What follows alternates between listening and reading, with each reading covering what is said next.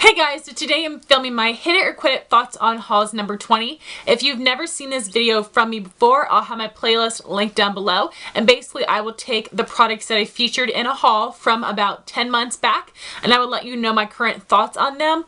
Oftentimes, once products are featured in a haul, you never hear about them again unless they're in a favorites or an empties. So what I like to do in these videos is review every single item that I hauled. My inspiration for this series was It's Kirsten and her What I Thought on Stuff I Bought series. I'll have her channel and her playlist linked down below. I will also link down below the original haul video and I will list and link all the items that I'm talking about. So first I had placed a pretty large ColourPop order with a lot of items from their spring collection, and during that time they had a special promo going where if you spent $40, not only did you get free shipping, but you were also able to choose one of 3 mini highlighters. And at this time, ColourPop had not yet released their highlighters, so this was going to be your first experience, your first sneak peek of their new highlighter. The 3 shades available were Tasty, Wisp, and Stole to Show. I decided to get Stole to Show because it was such a light color. It is like a white gold. This does show up on fair skin, and if you are darker than fair skin, it's just going to be even more intense on you. So this is a really great shade. And I do have an entire review video on the ColourPop highlighters and bronzers that I'll link up here, but just to sum it all up for you, I do not like the ColourPop highlighters. The texture is very different from the blushes and the bronzers. It's a lot thinner and it feels almost like a silicone texture, and I have a hard time working with it. I do apply it with the e.l.f. small stipple brush, which I find works best, or applying it with your finger, but I don't love this. I found that it really disturbed my makeup. It made my foundation patch off when I applied this, and then my face makeup looked terrible for the rest of the day. So I've tried this a couple different times. I'm not impressed with the formula and I hate how it makes my makeup look. So definitely do not recommend these. I will not be repurchasing them. I'm actually trying to sell the shades that I have. But I do want to let you know that basically every other review I've seen on the ColourPop highlighters was a rave review. I did not really hear anybody have any difficulties with them. So I would still recommend trying out one shade, seeing what you think of the formula yourself, because like I said, I haven't heard anybody else speak negatively on these. And then I had purchased one of the ColourPop blushes in the shade Between the Sheets. I do have a review video on the ColourPop blushes as well, which I'll link up here. And it is such a beautiful color. It is a great neutral shade with a peachy undertone. This is amazing on fair skin. It is one of my go-to blushes in the fall time because it really complements heavy, strong eye makeup. I love this color so much. So I'm someone that does not like cream blushes because they tend to be too oily for my skin, but this formula works really well with my oily skin. I really enjoy it. I apply it with my Real Techniques buffing brush to get the best pigmentation. That works really well. I definitely do prefer powder blushes over these, just my personal preference, but I do still tend to reach for these a lot because of the colors that I have. Definitely would recommend trying out the ColourPop blush formula and definitely the shade. And then I have 3 of their shadows from the spring line. They released a ton of shadows and a lot of them were just bright, colorful shades. They had a couple of neutrals and almost all of them were a matte finish. The 3 shades I have are all matte. So I love these colors. They're so gorgeous, but I don't know if I have worn any of these on my eyes yet, which is embarrassing and shame on me. So let me show you the colors really quick. The first one I have is in Pickle, which is a really pretty peachy pink. And then we have Snapdragon, which is a beautiful aqua color, but it definitely does lean green. It isn't deep enough to be teal. It's like an aqua green. Very interesting, but this color is super unique and stunning. And then we have Daddy, which is an awesome true purple, except super bright. This isn't a deep purple or a lilac lavender. It's somewhere in the middle. It's such a beautiful color. And I think the name of this one is disgusting. I really hate that word. This one is a pressed pigment finish. Even though it looks like a matte, it performs just like the mattes. There are a couple shades in the ColourPop line that are pressed pigment finishes, and that is because some of the ingredients that are used to make the pressed pigment shadows are not recommended for the eye area. I have never had a problem. I have this and one other pressed pigment. I personally have never had a problem, but if you have really sensitive skin to certain dyes or things like that, then maybe you wouldn't want want to try the pressed pigment shadows. I think that ColourPop just has to advertise them differently as pressed pigments and not eyeshadows just to be on the safe side, but I have never personally had any issue with them. I want to use these shadows more. I love how bright and colorful they are, but I just get overwhelmed and unsure of how to create looks with them. So if you have any recommendations, please let me know down below what other kinds of colors I can pair with these shadows to create a whole eye look. But I want to experiment with these more during the springtime because these colors are stunning. I want to fall in love with them. I do like the ColourPop shadows a lot. The matte finishes are a little bit harder to work with for me to get them to blend, and when I'm using them in my crease, it depends on the shadow and it depends on the brush. So the matte formulas are not my favorite, but I do think that they work well and I love the shades. Next, I purchased one ColourPop Lippie pencil. This is in the shade Brink, which is supposed to be like the Kylie Jenner lip color. And I do already have the Brink Lippie stick, which I love, but the lip liner is so gorgeous as well. The reason I purchased this is because it is supposed to be a dupe for MAC Soar lip liner, which you guys know Kylie Jenner made absolutely famous, blow up. It is still hard to be able to get your hands on that product. So I'm not a lip liner person. I don't tend to reach for them often, but the ColourPop lip liners are my favorite. I used to have the NYX retractable lip liners. I got rid of them because the only lip liners I want to use are ColourPop. The texture is perfect because it isn't, you know, slippery and greasy, but it also isn't so dry that it is skipping on your lips. I don't have any problem applying these. I find that they last for a really nice amount of time, and also these are the best lip liners for filling in your lips. I've tried to do that with those NYX retractable lip liners and it made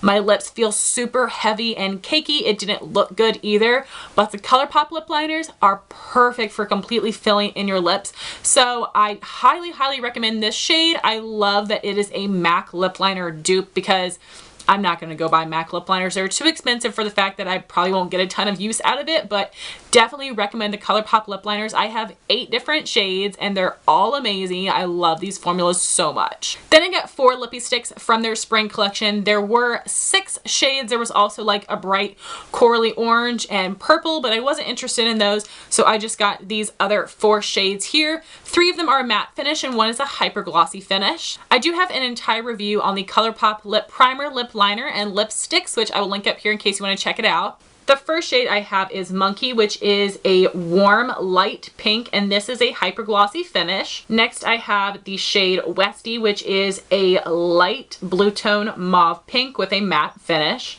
Next we have Pepper, which is a bright purple tone pink with a matte finish. Lastly, we have Tootsi, which is a gray beige with pinky undertones, and it is a matte finish. So out of these 4 Lippie sticks, I would consider Westie, Pepper, and Tootsi all to be ColourPop Lippie stick must-haves for me. I love those 3 shades so much. I really enjoy the matte formula.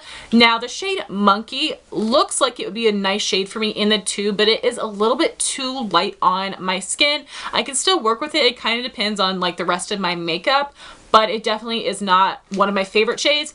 I also do not like the hyper glossy formula as well. I feel like it tends to gunk up in the corners, and also for some reason the cream finishes and the hyper glossy finishes have an even stronger scent. It becomes like a sickly sweet vanilla scent that I don't like at all. I am able to get past it once I apply them, but it definitely makes me not want to buy any of the hyper glossy formulas because the scent is so overbearing. So in last month's thoughts on hauls, I showed you guys 5 nail polishes that I had picked up from Amazon. They were the Maybelline Color Show Bleached Neons polishes, and there were 2 shades that I was missing. One of them was a yellow, which I do not like yellow polish, and the other was a coral that I really wanted, so I picked it up individually on Amazon. This is in the shade Coral Heat, which is a beautiful pink tone coral. It does lean a little more orange than pink.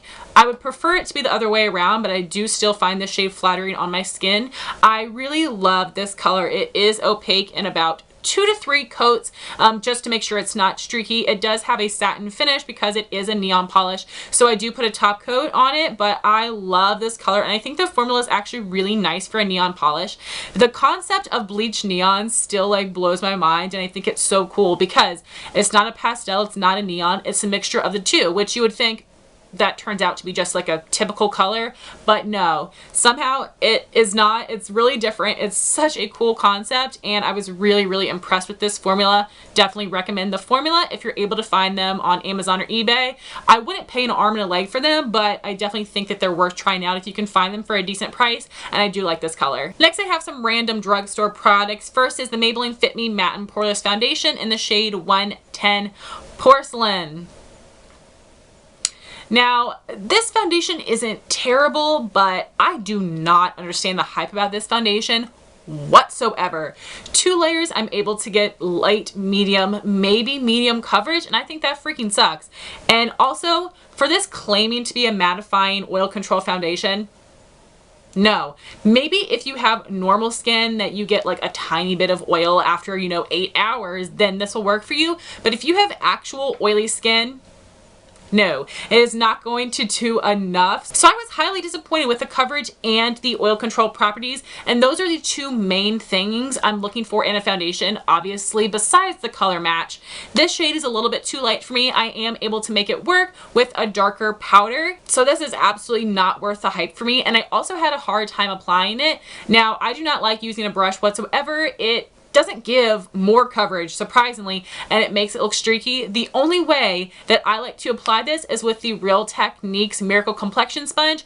That combo works pretty well, and this is a foundation that I just wear on my filming days when I'm not going to be doing anything else. If it's going to be a long day, this breaks up on me, it wears off in several places, and I look like a mess at the end of the day. Not going to repurchase this, wouldn't recommend it, but I am going to use it up. Then I tried another foundation that's been out forever. This is the L'Oreal True Match in the shade W1 Porcelain.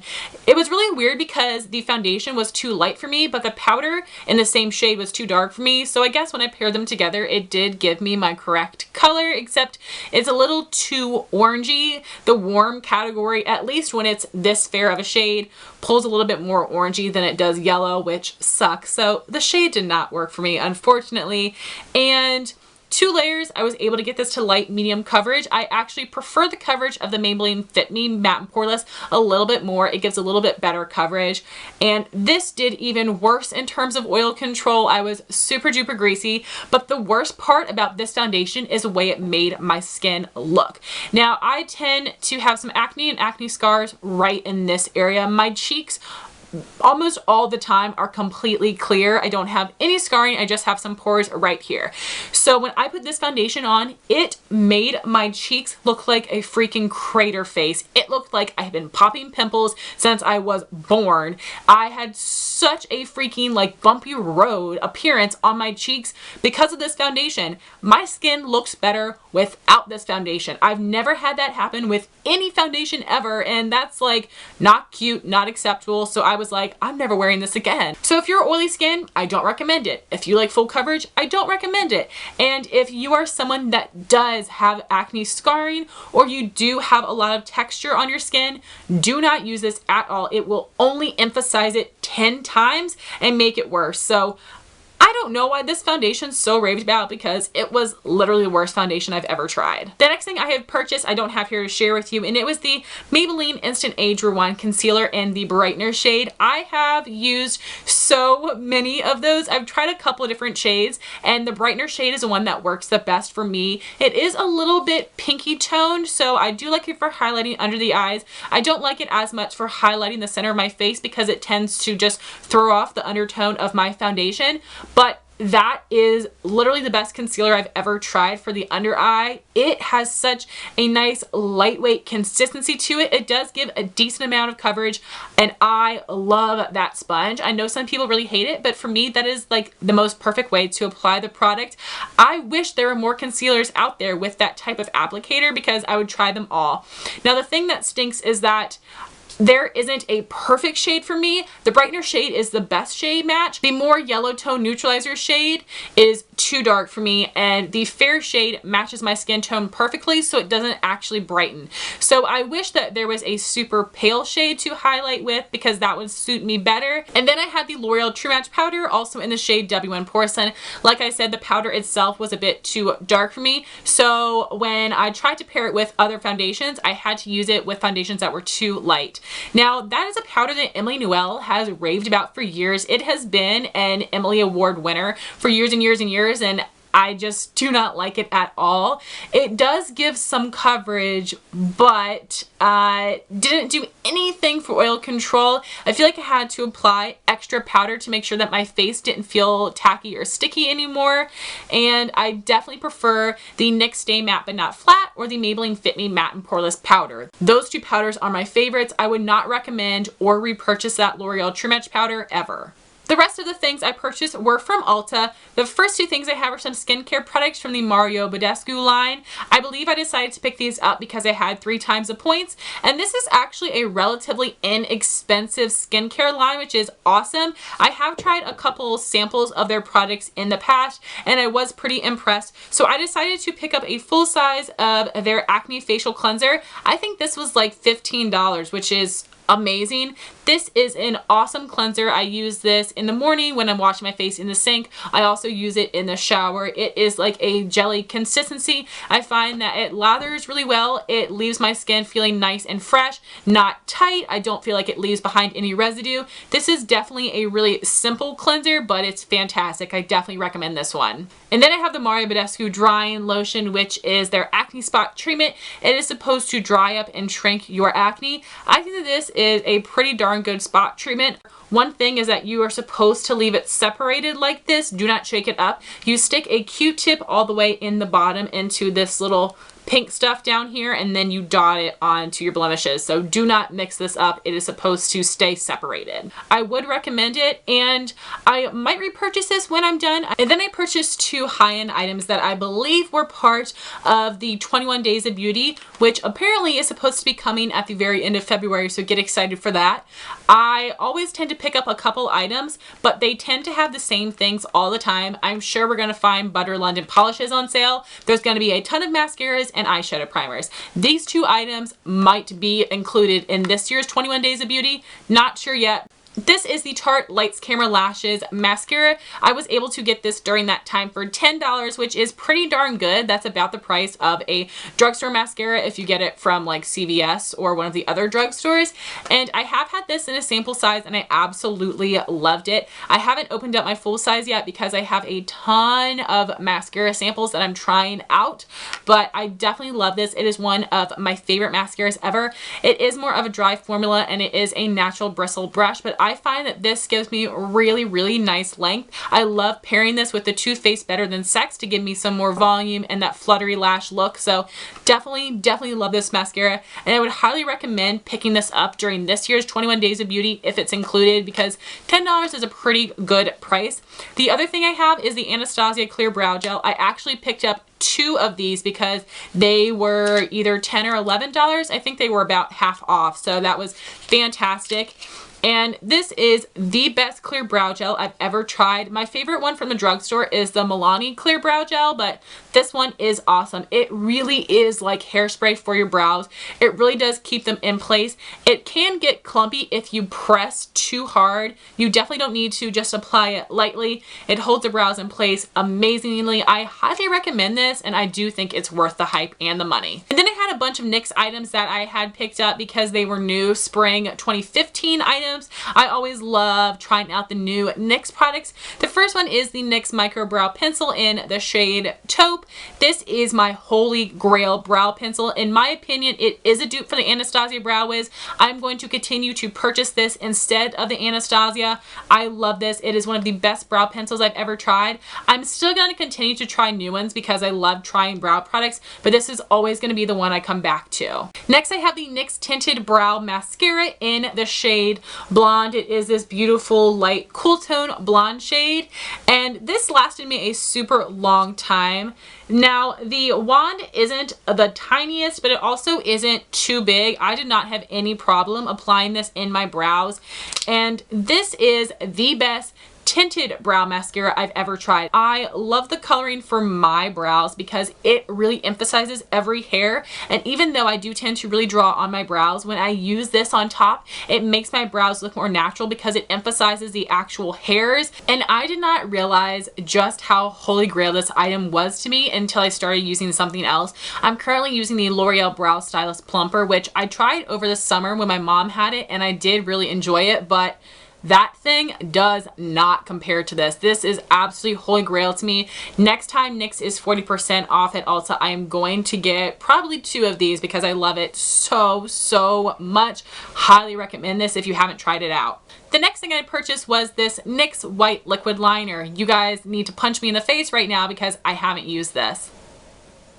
I've had this for a year and I haven't used it. That's so disappointing because I've seen so many amazing, cool looks using white liquid liner. I need to do this. This needs to be like a goal for me to try this out. I think it would be so freaking cool. I need to do it. I need to do it, but I haven't yet, so can't let you know my thoughts, and I hate that.